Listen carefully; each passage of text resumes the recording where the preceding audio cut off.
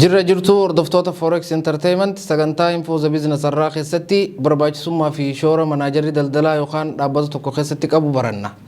Sagantaa jalqabuun duratti oduu biizinasiin isinitti himaa na waliin turaan afeerraa kiyya an Abdii Bushraati.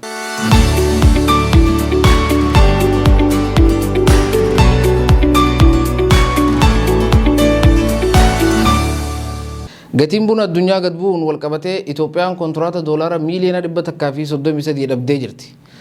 Xumura bara 2022 irraa eegalee daldaltoonni buna Itoophiyaa 394 waliigaltee alergii hayyama bunaa qaban dhaabuun isaanii ni yaadatama. Alergitoonni kun akka jaanitti gatiin buna idil addunyaa gatii biyya keessaa gad ta'uun bu'aan isaan alergii kanatti yoo galan argatan akka malee waan hir'isuuf alergitoonni kunneen dirqama waliigaltee hayyama bunaa meetirik toonii 28 kan doolaara miiliyoona 133 tti tilmaamamu ekspoortii godhuu odoo qabanii kasaaraa isaan mudatu waan maluuf daldaltoonni 394 alergii bunaa dhaabanii jiru. Bara dabre sadarkaa gabayaa idil addunyaatti gatiin meeshaalee alergii dhibbeentaa 32 gad bu'uun isaanii yaadatama. Bunni kiloogiraamni duwwaa tokko 45 waggaa tokko dura doolaara tokko kan baasu yoo ta'u amma immoo doolaara saantima 70 qofatti gurguramaa akka jiru beekamaadha. Alergitoonni Itoophiyaa waliigaltee isaanii kan mallatteessan yeroo gatiin bunaa ol ka'aa ta'etti ture. Fedhiin bunaa barbaree shaayii bara kana sababa kufaatii dinagdee addunyaatiin haalaan hir'ateera jechuun daayirektarri abbaa taayitaa bunaa fi shaayii Itoophiyaa obbo Addunyaa Dabalee gabaasa raawwii mana marii bakka bu'oota uummataatiif hoggaa dhiyeessan dubbatanii jiru. Haa ta'u malee fedhiin gabaa buna biyya keessaa guddachaa dhufurraa kan ka'e ji'oota 12 dabran keessatti gatiin buna biyya keessaa haalaan dabalee jira. Kana jechuun alergitoonni buna gabaa biyya keessatti gatii qaaliin bitanii kasaaraadhaan alatti ekspoortii godhuu qaban jechaadha. Kanarraa kan ka'e daldaltoonni hedduun alergii bunaa godhuu diduudhaan mana kuusaa isaanii keessatti kuufatanii fuulduratti gatii fooyya'aa itti eeggachaa jiru.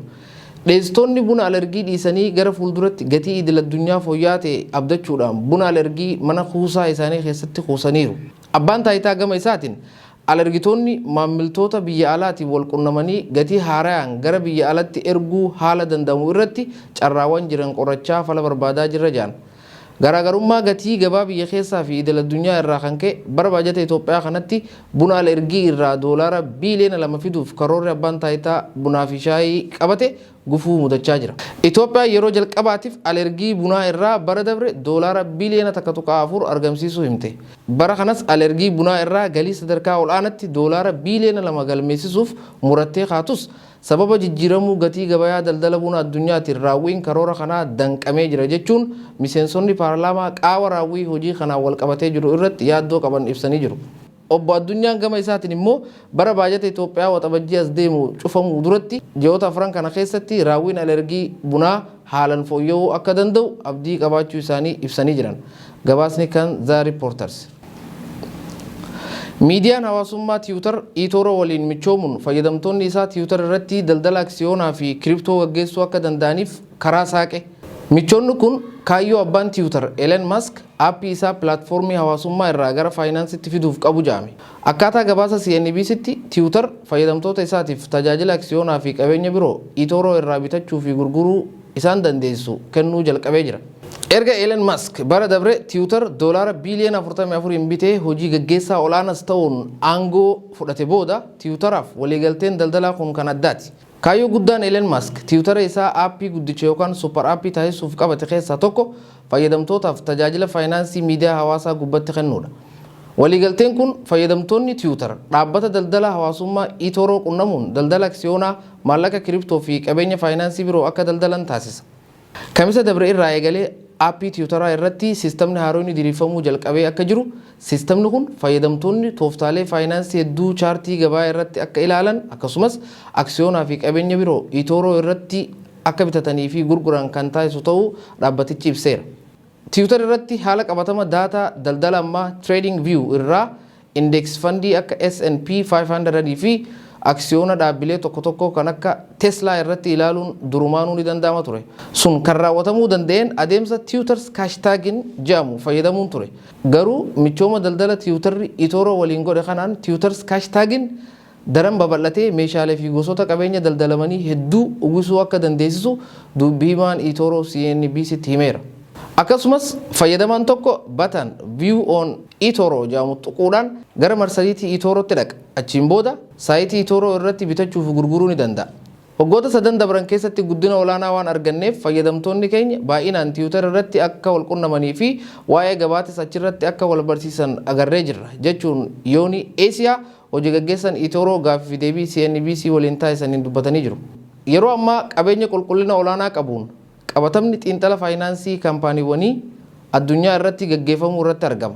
Walta'iinsi keenya kun maamiltoota haaraa bira akka geenyuu fi maqaa Tiwutaraa fi eToroo haala gaariin akka wal qunnamsiifnuuf nu dandeessa jennee amanna jechuun hojii gaggeessaan kun itti dabaluun dubbataniiru. eToroon bara 2007 Israa'el keessatti kan hundeeffamu yoo ta'u fayyadamtoonni onlaayinaan daldala aksiyoonaa maallaqa kiriptoo fi fandii indeeksii akka bitatanii fi gurguran kan taasisudha. Amaloota isaa baay'ee jaalataman keessaa mala namoonni tooftaa daldala fayyadamtoota biroo akka baraniif haala mijeessuu qabaachuu isaati. Dhaabbatichi guutuu Awurooppaa, Eeshiyaa fi Ameerikaatti fayyadamtoota galmaa'an miliyoona 32 ol akka qabu beekamaadha. Elon Musk akkuma hojii gaggeessaa olaanaa Tiwutaraa fudhateen baasii hir'isuu fi bu'aa argachuu sababa jedhuun aangoo erga fudhate booda hojjettoota baay'ee ari'ee jira. Haala kanaan lakkoofsa hojjettoota Tiwutaraa 8,000 irraa gara 1,500tti gadi buusee jira. Gochi isaa daldaltoota Tiwutara irratti beeksisa hojjetan kan rifachiise yoo ta'u, sababa kanaaf daldaltoonni hedduun Tiwutar baqatanii turan. Haa ta'u malee akka kibxata dabre Elon Musk jeetti beeksiftoonni irra hedduun deebi'aniiru jedhe. Garuu beeksiftoonni akka Stellantis fi Volkswagen jedhaman Tiwutar irratti beeksisa godhuu akka dhaabanii fi fuulduraafis achirratti beeksisa deebisanii jalqabuuf karoora akka hin qabne dubbataniiru. Musk Tiwutara super aappii taasisuuf kaayyoo qabate keessatti fayyadamtootaaf tajaajiloota adda addaa kanneen akka ergaawwanii, baankingii fi imalaa kennuu barbaada.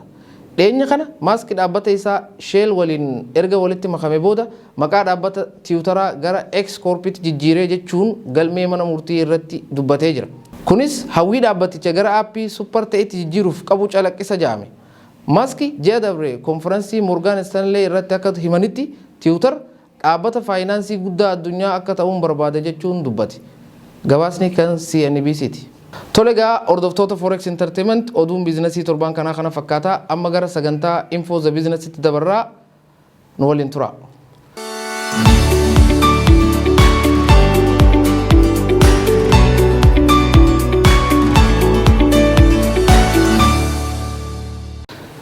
Hoggansi biizinesaa maali? Namni nyaata godhu yoo heddummaate nyaanni ni bada jedhan oguu makmaakan. Hojiin qindoominaa fi hoggansa hin qabne kasaaraa malee bu'aa hin argamsiisu. Akkasuma biizinasa hoggansa qindoomina qabuun daldalamu wanni caalu hin jiru. Biizinasni hojii adeemsa hedduu qabudha. Qorannoo cimaa, karooraa fi of eeggannoodhaan gaggeessuu barbaada. Kanaaf hojiiwwan daldalaa tokko bu'a qabeessa akka ta'u yoo barbaadame adeemsa isaa keessatti xiyyeeffannoon kennamee fi of eeggannoon hogganamuu qaba. Hogganaa cimaan taligamuu qaba.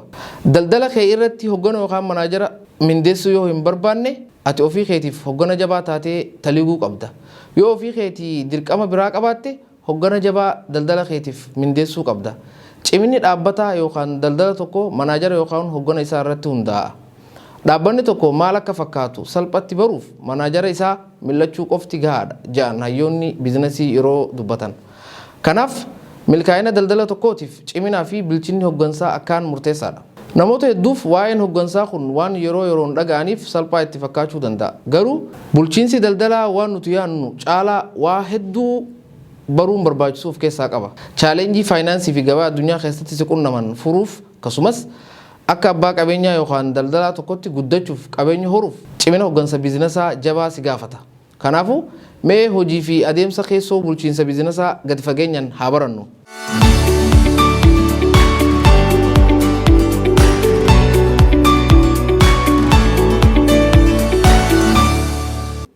Jecha salphaa ta'een hoggansa biizinesaa jechuun qindoominaa fi bulchiinsa dalagaalee daldalaa fi qabeenyaa kaayyoo murtaa'e tokko galmaan gahuuf taasifamudha.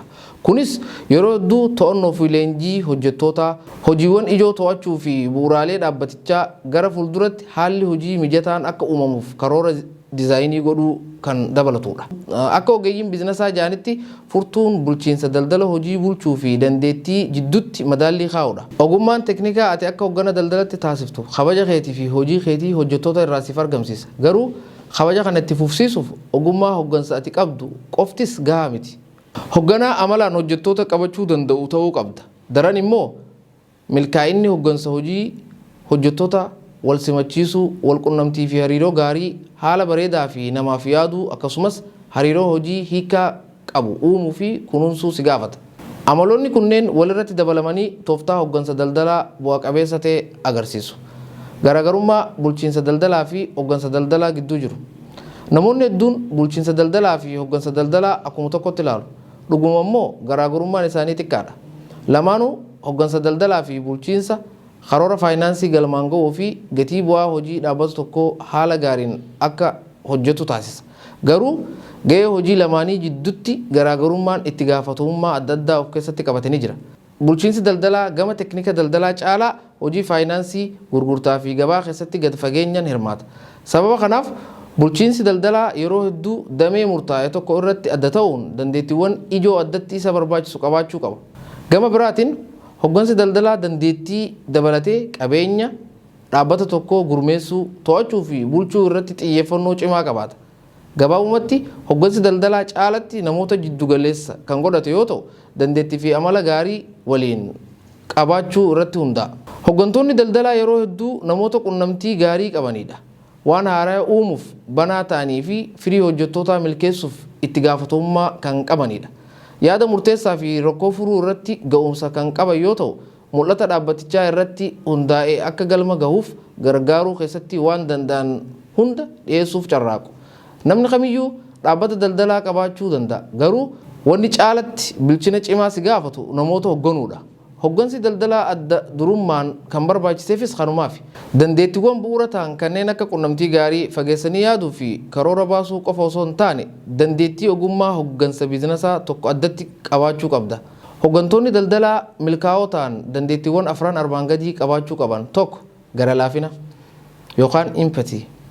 Hoogganaan daldalaa tokko garee takka walitti qabuu fi hamilee itti godhee kakaasuu qofaa miti. Isaan keessaa waan gaarii argachuu si gaafata. Gama kanaan tokkoon miseensa garee keetii sadarkaa barnootaa fi ogummaa, naamusa hojii, akkaataa qunnamtii, kaka'umsaa fi eenyummaa adda addaa akka qaban beekuun murteessaadha. Hoogganaan daldalaa tokko dudda bal'aa yoo hin qabaanne hojjettoota sirriitti dhugaadhaan hubatee hooggansa daldalaa isatti milkaa'aa ta'uu hin danda'u. 2. Itti gaafatamummaa. Hojiiwwan barbaachisoo hooggana daldalaa keessaa tokko hojjettoota dogongora isaaniitiif itti gaafatamummaa jala galchuu fi akka fooyya'an gargaarudha. Kun raawwii dhaabbatichaa guutuu mirkaneessuu qofa osoo hin taane guddina hojjettootaaf akka isaan ga'umsa isaanii guddifatanii fi dhimmamaniif gargaara.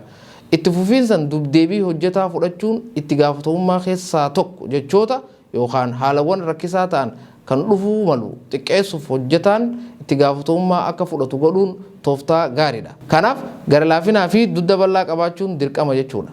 3. Araaraa fi waldhabdee furuu. Akka Profeesarri Biizinasaa Joorji Koriizer jedhutti waldhabdeen dhaabbilee ga'umsa olaanaa qabaniif jiruuf jireenya. Dhaabbanni namoota sammuu qaban jajjabaa hojjechiisu waldhabdee keessummeessuun isaa dirqama.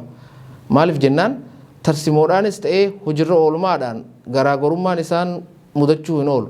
Hojiin hoogganaa waldhabdee akkasii furuu fi tumsa waljijjiirraa fi neetworkiingii haala mijeessuudha. Kunis hundi isaanii miira fedhii gaarii fi kabaja galma waliinii akka eegan godha. Akkaataa hooggansaa diriirsuun marii akkanaa keessatti karaa dheeraa kan nama deemsisu yoo ta'u, garuu tarkaanfii murtii dhumaa hunda kan fayyadu ta'a. 4. Hojii raawwachiisuuf qaaman argamuu. Yeroo baay'ee akka amala dhalootaan iccitii ta'etti kan ilaalamu dhugaa jiru keessatti argamuun hojii gaggeessaa ogummaa gatii guddaa qabuu fi shaakala ciminaan guddachuu danda'udha. Dandeettii ofitti amanamummaa kakaasu himuun qaaman hojii keessatti argamuun gaggeessaa sadarkaa hunda keessatti murteessaa waan ta'eef dandeettii galma ga'eensa hoggana tokkoo calaqqisa. Hooggantoonni daldalaa qaaman raawwachiisuuf argamuun amaloota akka dubbii dubbachuu, mataan tasgabbaa'uu fi hubannoo cimaa qabaachuu hojii raawwachiisummaa guddisuuf gargaara. Dirqama hooggansa biizinasaa. Yeroo ammaa kana bulchiinsi daldalaa ga'ee fi dandeettii adda addaa kanneen wal simannaa hojii milkeessuuf waliin hojjetan akka uumu ifaadha. Kana ilaalcha keessa galchuun itti gaafatamummaa hooggana daldala tokkoo akka armaan gaditti ibsuu ni danda'ama. 1. Mul'ataa fi galma diriirsuu. Kaayyoo ifaa ta'e kaa'uun tarkaanfii jalqabaati. Kana malees hojjettootaaf haala amansiisaa ta'een maayilii dabalataa akka deemanii fi olaantummaa akka mirkaneessaniif kakaasuu dabarsuun barbaachisaadha. Lama hojii qindeessuu fi ramaddii hojii kennuu. Hojiiwwan harka jiran erga madaalee booda hoogganaan ga'umsa qabu tokko kutaalee gochaan hojjetamuu danda'anitti caccabsee hojii kutaalee hojii hojjettoota wal fakkaataniif kenna. Hojiin isaanii kutaalee dhaabbata tokko hunda gidduutti walitti hidhamiinsa uumuu fi hojiiwwan akkaataa yeroon raawwataman godhuudha. Hooggansi ga'umsa qabu daldala gaarii fayyadamuu baasii fi yeroo hir'isuu fi oomishtummaa waliigala dhaabbatichaa guddisuuf gargaara. Sadii kaka'umsa leenjii fi to'annoo hojjettoota garee tokko walitti qabuu fi gara galma walutti gaggeessuuf hooggantoonni daldalaa namoota dhuunfaa gosa adda addaa waliin wal qunnamsiisuu fi leenjisuu gaafata. Akkasumas supparvaayizaroota ga'umsa qaban ta'uu fi akka barbaachisummaa isaatti qeeqa ijaarsaa dhiyeessuu qaba. Kana malees hooggantoonni ga'umsa garee isaanii yeroo yeroon hordofuu kunis ciminaa fi hanqina miseensaa tokko tokkoon isaanii adda baasuun gara bu'aa gara fuulduratti tarkaanfii fudhachuuf isaan gargaara. Egaa walumaa galatti hooggansi daldalaa hojiiwwan addunyaa irratti kafaltii olaanaa qaban keessaa isa tokko. Akka biiroon istaatiksii Ameerikaa caamsaa bara 2021 baasetti mindaa waggaa jiddu galeessan hooggansaaf kafalamu doolaara Ameerikaa 1,450 yoo ta'u kunis mindaa hojiiwwan gurguddoo hunda keessaa isa olaanaadha. Kana malees biiroon istaatiksii hojjettoota Ameerikaa bara 2020 fi 2030 jidduutti guddinni hojii parsantii 9 akka dabalu tilmaamee jira. Guddinni olaanaan akkasii kan mul'atu dhaabbileen daldalaa yeroo irraa yerootti haaran yeroo hunda uumamuu fi kanneen duraan jiranis babal'achuu isaaniiti. Tole egaa hordoftoota Forex Entertainment sagantaa Info the Business irraa asirratti raawwannaa hanga sagantaa biraatti walitti deebinutti nagaan tura.